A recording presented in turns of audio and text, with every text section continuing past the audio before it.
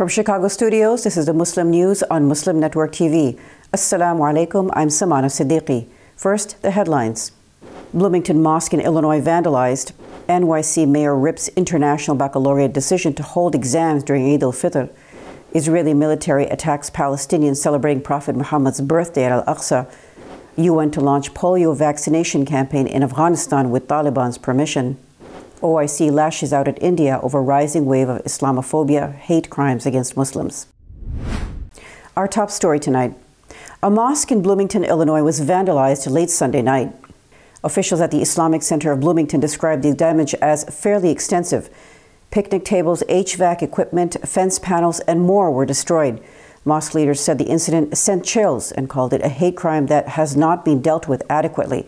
Despite security footage of the incident, they claim police have not taken the vandalism seriously.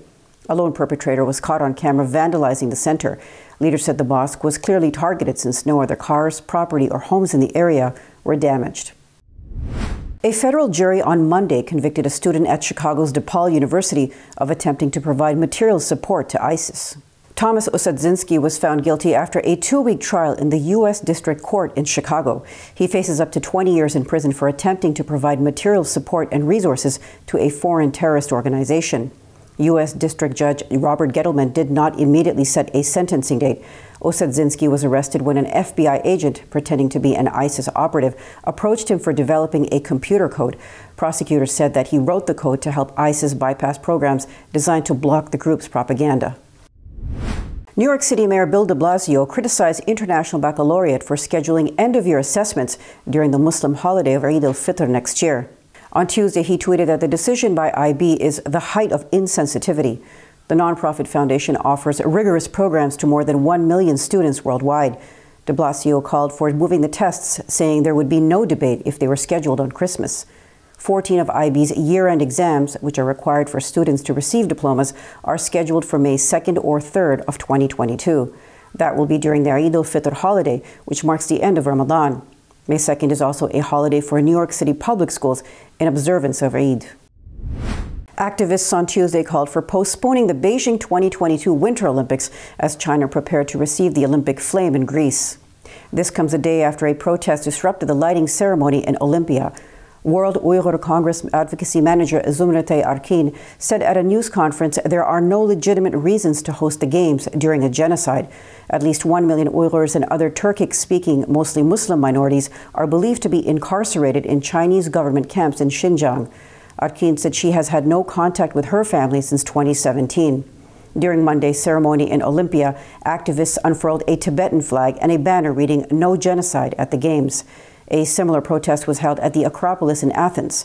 Human rights campaigners and exiles say the Chinese government practices religious repression, torture, forced sterilization, and cultural erosion.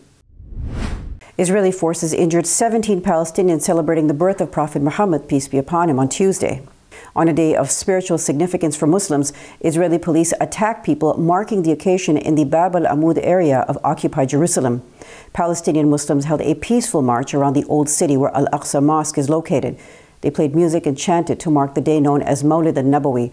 While most Muslims could not enter Al-Aqsa Mosque to pray, Israeli police detained many Palestinians.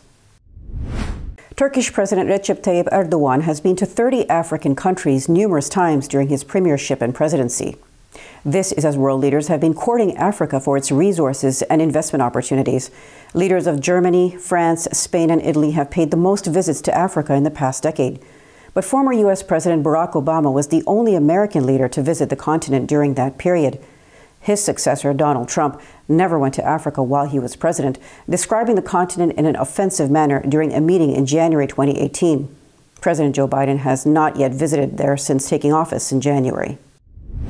Shia political parties and groups protested election results in Iraq's capital, Baghdad, on Tuesday. The only Shia group that did not was the Southern Movement, which won the most seats in the October 10th election, 73 in a 329-member parliament. The group of protesters gathered in front of the Green Zone, where government buildings and foreign missions are located. Protesters declared that they did not recognize the election results and said the ballots should be manually recounted.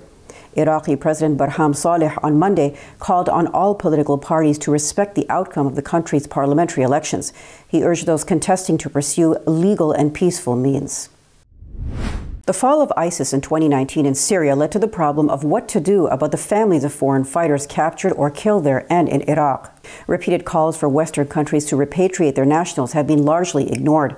On Wednesday, Europe's top human rights court will consider a case brought by French families. They are challenging Paris's refusal to bring home relatives being held at the sprawling Al-Hol camp in northeast Syria. Syria's Kurds are holding nearly 43,000 foreigners with links to ISIS. Human Rights Watch said in March that the men are in jails, while women and over 27,000 children are being kept in informal displacement camps. Hundreds of protesters Tuesday joined a sit-in demonstration in the Sudanese capital, Khartoum. They demanded dissolution of the country's embattled transitional government. An AFP correspondent said protesters had been camped out at the presidential palace since Saturday. Demonstrations were called by a breakaway faction of the Forces for Freedom and Change. That is an umbrella civilian alliance which spearheaded protests leading to the fall of autocrat Omar al-Bashir more than 2 years ago. The protest highlights the deep political divisions among factions leading the fragile transition since his ouster. Sudan has been led by a civilian majority ruling council since a power-sharing deal in August 2019. UN agencies will launch a nationwide effort next month to vaccinate Afghanistan's children against polio with the ruling Taliban's permission. The campaign will begin November 8th. It marks the first polio immunization drive since the Taliban took control in August. It is also the first campaign in more than 3 years to target all Afghan children, according to UNICEF. The UN Children's Agency said the Taliban has also agreed to a second nationwide polio vaccination drive. That will be synchronized with neighboring Pakistan's immunization drive in December. In 2011, the CIA used a fake hepatitis B vaccination project in Pakistan to collect information about al-Qaeda leader Osama bin Laden. Public health experts said that set back public trust in vaccination drives among a number of Afghans and Pakistanis. The Organization of Islamic Cooperation, or OIC, strongly condemned rising Islamophobia, hate speech, and hate crimes motivated by the Hindutva ideology in India. OIC's Independent Permanent Human Rights Commission has been tracking increasing incidents of systematic violence, mob attacks, public lynchings, and political tirade against Muslims there. The commission said footage of a journalist stomping the body of a Muslim villager killed by Assam police has shaken the world for its sheer insensitivity, depravity, and impunity. The commission said Muslim villagers were peacefully protesting forced eviction from their lands that the government wants to give to Hindus. It said Muslims in Assam were subjected to citizen verification, in which nearly 2 million people have been disenfranchised. Coming up next after the break is our in-depth analysis segment, so stay tuned and we'll be right back after these messages.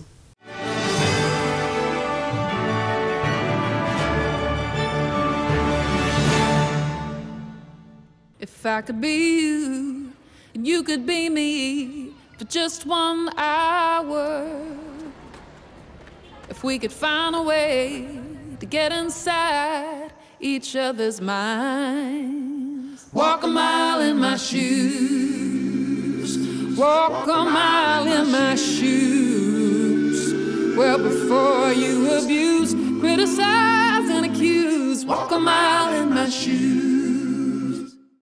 There are 16 million children struggling with hunger in America. That's 1 in 5 daughters, sons, neighbors, and classmates who don't know where their next meal is coming from. Yet billions of pounds of good food go to waste every year.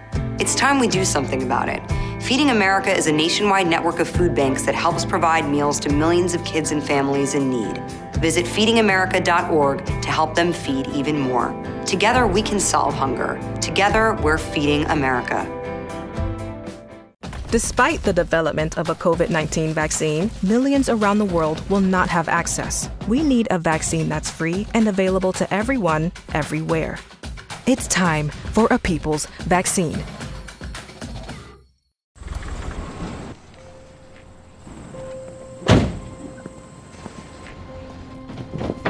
Dad, they took over my bedroom. Come on, come on. Okay, Dad. 1, 2, 3.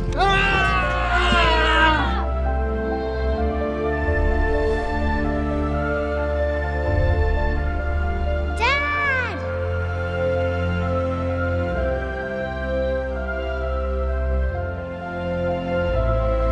You saved me. Dad? Are you okay? I'm fine, dear.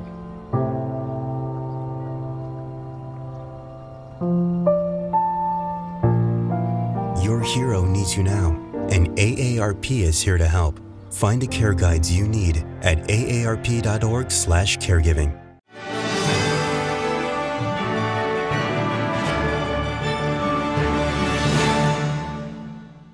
Welcome back. Russia has called on the Taliban to form a government that includes all ethnic groups and political forces in Afghanistan, as the group attended a round of talks in Moscow. To further discuss the outcomes of this meeting, let's go to Imam Abdul Malik Mujahid. Over to you, Imam Mujahid. Thank you, Samana. Diplomacy around Afghanistan seems to be pretty high. There are meetings in Doha, in Pakistan, in Iran has announced one, and right now, today, it's happening in Russia, where 10 countries are invited, including Taliban's themselves and China. To discuss with us is Dr. Guy Burton, who is an adjunct professor at the Brussels School of Governance. Welcome to Muslim Network TV. Well, thank you for having me. So tell us how, before Taliban arrived in Russia, their government announced that they're looking for inclusive government. Wherever Taliban go or don't go, everybody wants them to have inclusive government. How are they responding to it?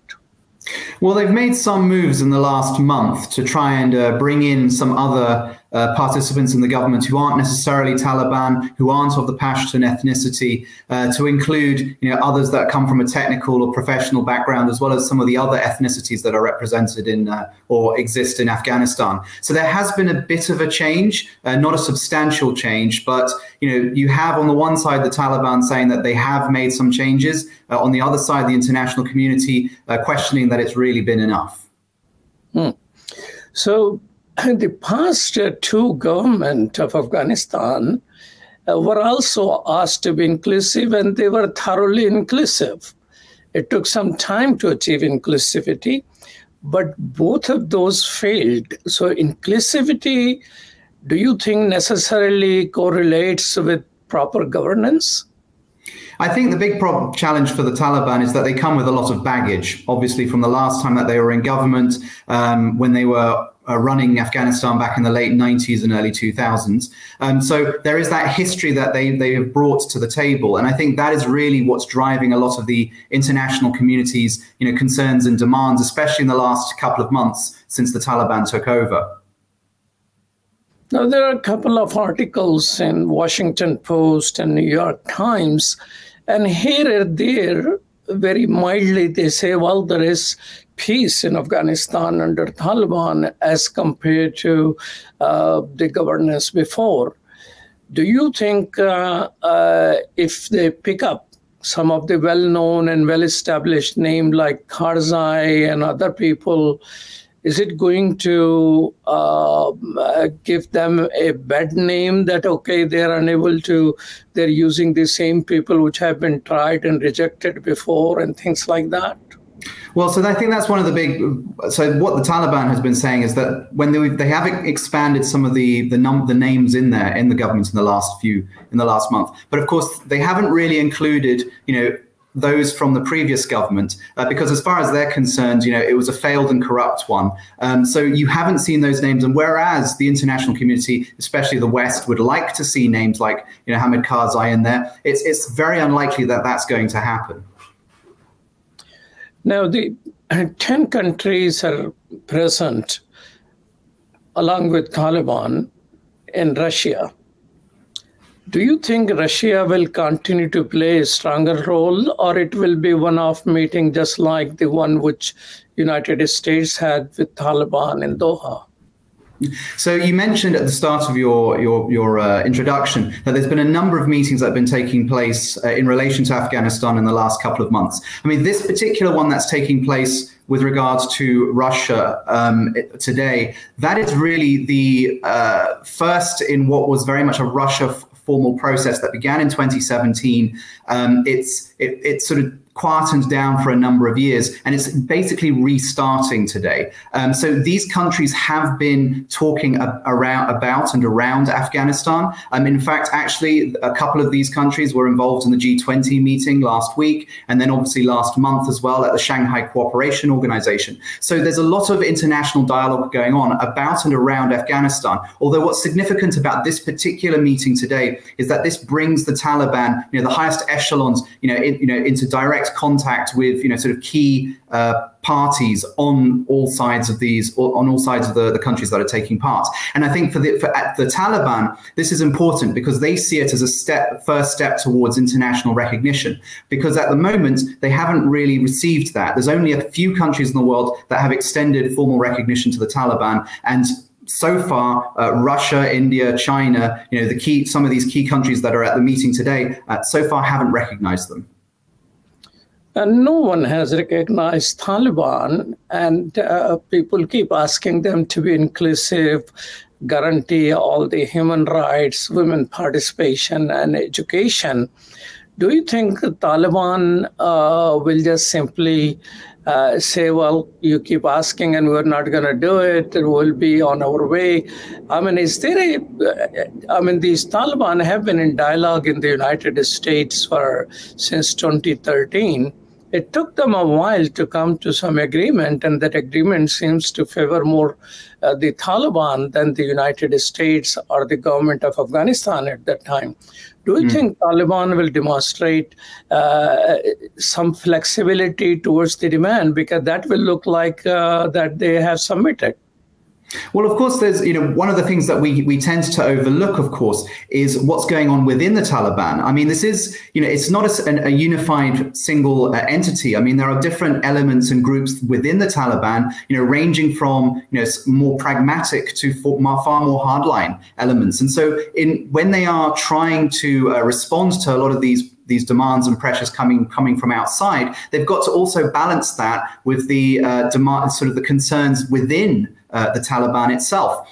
Push too far in the direction of what the international community wants, and that could see some of the more sort of robust elements of the Taliban pull back. So there's a bit of a balancing act going on here. And of course, keep in mind that that Afghanistan is and it's very much in a state of flux in the last couple of months since the evacuation. Certainly the Taliban have taken over the country, but they haven't consolidated their rule yet. And this is actually one of the key concerns for those who are taking part in that Russia meeting today. I mean, it's primarily regional countries that are at this meeting, and they are very, very concerned about the risk of the instability that's in Afghanistan continuing and potentially spilling over across the border, and therefore becoming a threat to them. And that insecurity could be a combination of a number of things, whether it's terrorist groups operating and basing themselves out of Afghanistan. It could be pressure from migration, as many people from Afghanistan are looking to leave the country. So there is a sense from these parties that are taking place today that we need to see stability and order in the country. And I think that is going to be one of the preconditions that the regional parties are going to make in order to recognize the Taliban. Taliban in response kept saying that they will not allow their land to be used to attack other parties. But in the case of Pakistan, Pakistani Taliban, who are allied with Afghan Taliban, have conducted 32 attacks in Pakistan since August 2021, I mean, in just a month. So do you think Taliban are capable of controlling the independent actors who currently reside in Afghanistan? So, and that is the big question, because certainly, the Taliban has been saying the right things to their regional neighbors, because the regional neighbors are concerned about, stability within Afghanistan. Of course, the Taliban itself, has limited resources, and so it is going to prioritize those threats that it sees to itself. So it's obviously gone after the opposition groups, it's gone after protesters, and of course there have been attacks by Islamic State. They will prioritize those, and as a result, they may well focus less on those threats that don't directly affect them, but affect, the countries next door. And that, of course, is the concern that the countries next door have. Then, of course, keep in mind as well, I think we haven't touched upon this, Afghanistan is a country where a significant proportion of its GDP, about 40%, comes from aid, and that aid has frozen in the wake of the evacuations by the West. Most of that aid was coming from the West. It stopped, and that has precipitated a humanitarian crisis in the country. So on top of trying to consolidate power, on top of trying to manage threats to itself as well as to its neighbors, the Taliban now has to also deal with sort of the pressure that's coming on their public services, health, education, and whatnot.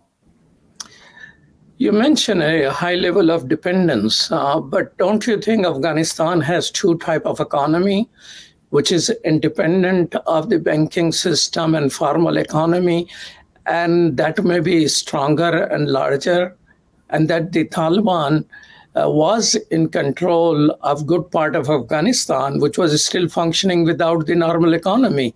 So what is, how important is the variable of foreign aid? Oh, it's hugely significant. I mean, a lot of the foreign aid goes into public services. So like, as I mentioned, health and education. In terms of, the private sector of Afghanistan, a significant proportion of that was, services as well as construction. And of course, a lot of the money that would have gone into that is now frozen. If you look at, it's not just aid that's frozen, it's also, Afghanistan's, foreign reserves and ability to access credit. That has frozen as a result. And so you're going to see a lot of the economy starting to slow down. So, aid, so both the public sector and the private sector are facing a very difficult time in the country. Now, the United States decided not to attend the meeting in Russia today. Next meeting, which is coming up, is in Iran, of the bordering country to Afghanistan. Do you think America is intentionally just trying to forget about Afghanistan and moving away from it? And will it provide more space to Russia and China?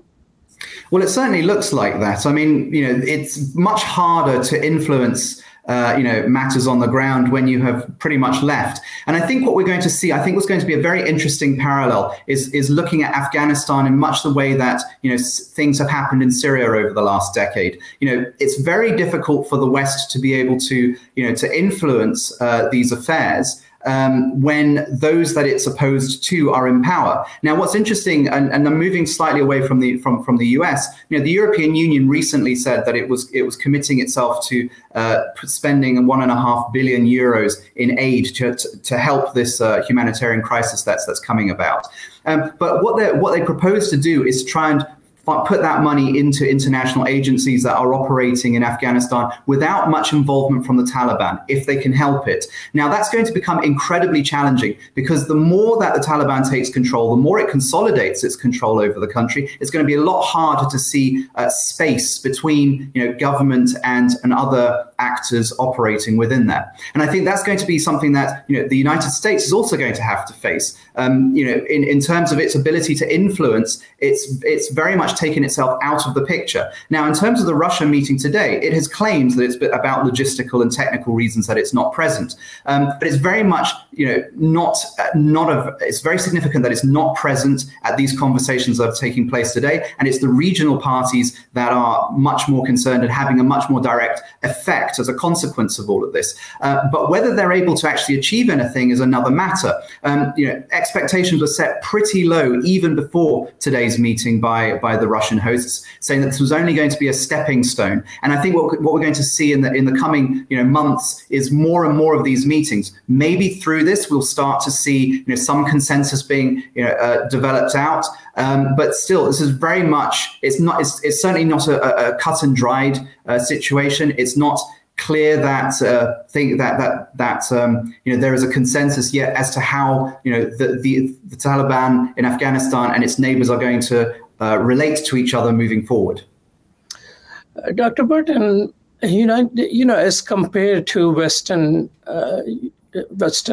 Europe, or the European Union rather, which has committed $1.5 billion China has given only or committed $30 million. Why do you think China is playing its cards so differently here? I mean, there's been certainly a lot of interest as to whether China was going to move in to take over the situation, the vacuum that's been left by the United States. And it's not clear to me that that's necessarily the case. You know, the Chinese have tended to be fairly, ambiguous. I mean, they've always been uncomfortable about, the US presence next door in Afghanistan, but they're uncomfortable now with the United States not there. This $30 million is very much a small contribution. It's not going to cover, the kind of assistance that Afghanistan needs. And certainly people have talked about, potentially that there's opportunities here for Chinese investment and business in Afghanistan, for Afghanistan to become part of China's Belt and Road Initiative. But I think a lot of this is much further down the track. I mean, Chinese investment is not going to go into a place which is, currently unstable and very much of a high risk. So I think, we're very much at the stage of, prioritizing, the emergency and the crisis that's in Afghanistan. And I think we saw that last week at the G20 summit, where China's foreign minister Wang Yi was emphasizing the need to address the humanitarian crisis that's going to be coming over the winter months. So the idea that China is thinking about, bringing Afghanistan into its sphere of influence,